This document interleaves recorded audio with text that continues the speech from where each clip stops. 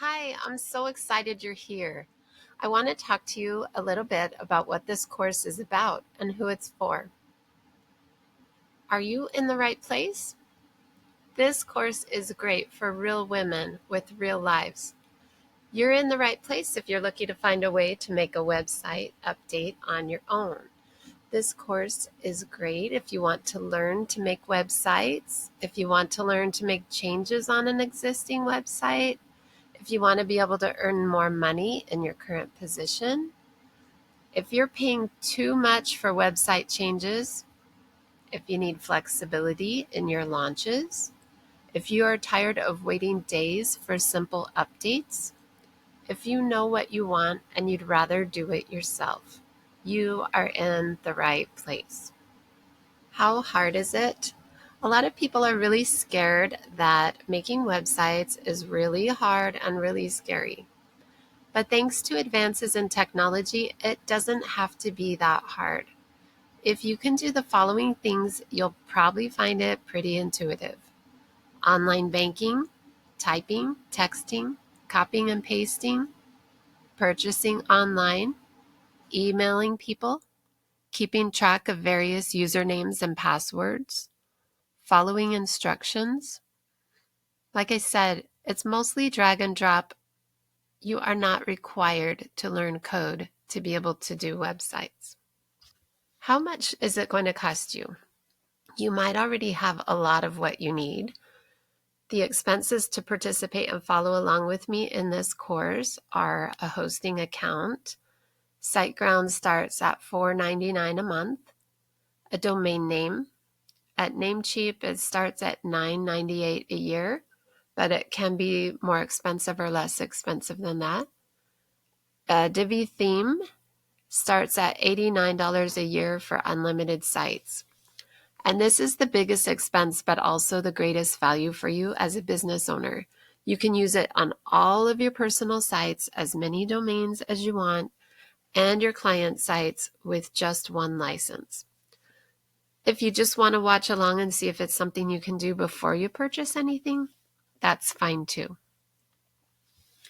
The basic terminology and web terms. I just want to talk to you a little bit about how things work in case you don't know. There are no stupid questions in my courses, so always feel like you can ask anything and it's all right. But let's get on the same page. A domain name is just the name of your website where people can find you. And it would be like duke.edu or google.com or cottagecoder.com. A web browser is the software that displays web pages. It's like Chrome, Firefox. I think now they call it Edge instead of Explorer, and Safari.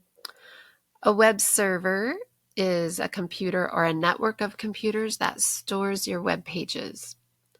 Usually people don't use their own computers as web servers because it would be really dangerous to allow all the web traffic to come to your personal computer and be able to search your files. Hosting company is a company that rents web servers.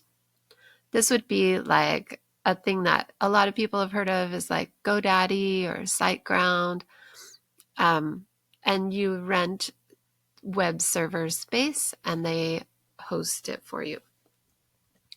WordPress is a platform that started as a blogging platform.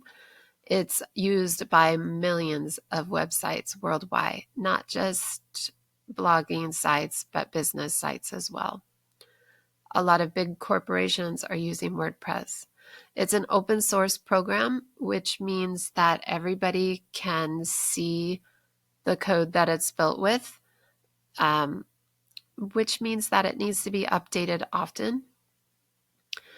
There are themes that you can use with WordPress that dictate how the site will look and how the information will be rendered for the visitor.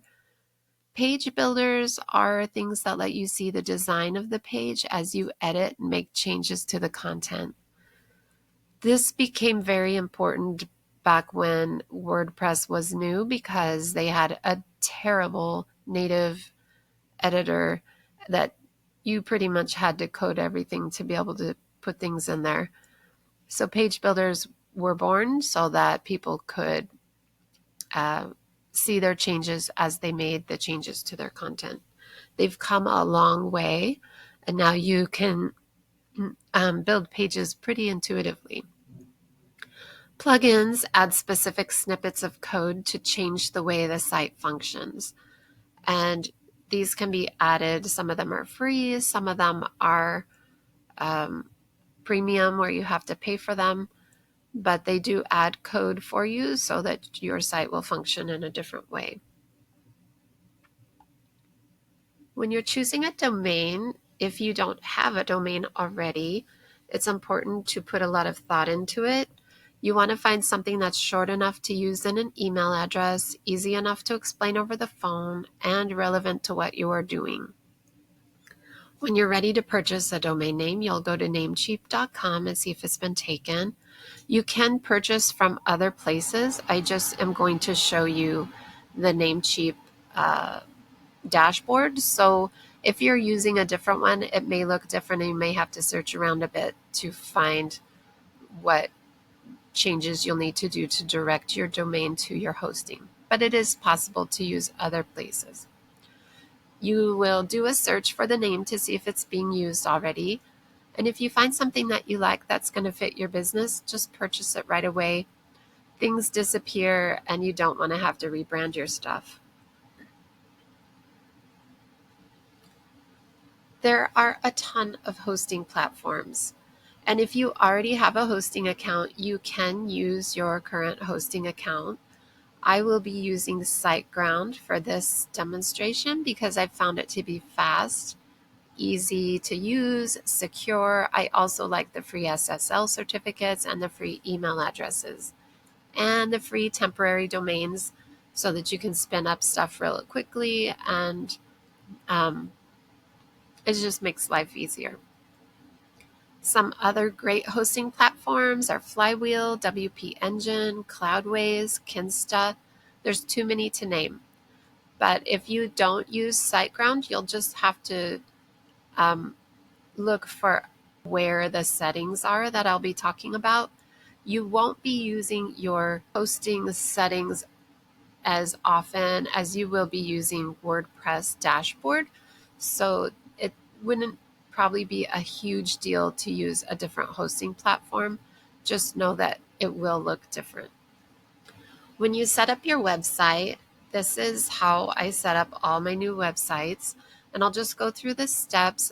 I'm going to show you in detail in other videos how to do each step. I'm just going to go over an overview of how I do it. So first I purchase a hosting plan, and you don't have to purchase a new hosting plan for each website. If you purchase the right kind of hosting, you can often host multiple domains. You're going to add your domain and create a new WordPress site. You'll set your domain name servers and point your hosting account. Then make sure you've purchased a Divi license and then download and install Divi on your domain to your WordPress account. And then you're going to connect your Divi account so that you can get updates. And then if you have plugins you want to install and configure, you'll do that. And then if you're going to be making multiple websites, you can save your workflow as a cloning site before you do too much customizing and things like that. And then you can save yourself a lot of work on your other websites. When you're setting up your home page, you'll add a new page, name the page, use Divi Builder, and then choose a preset design, and then change the content to fit your page. Then you'll save and exit. Adding a header and footer is kind of along the same steps. You can either use the theme Divi Builder and build a global custom header and a global footer and save your changes, or there's also a theme customizer you can use. The general settings are, you'll make sure you have your site title, your tagline set, your site icon, which would be like your favicon is what they used to call it.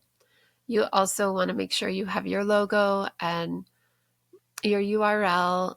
It needs to be HTTPS in both of the settings so that your media will load. You want your email address to be set. You want your time zone to be correct, and then save all your changes.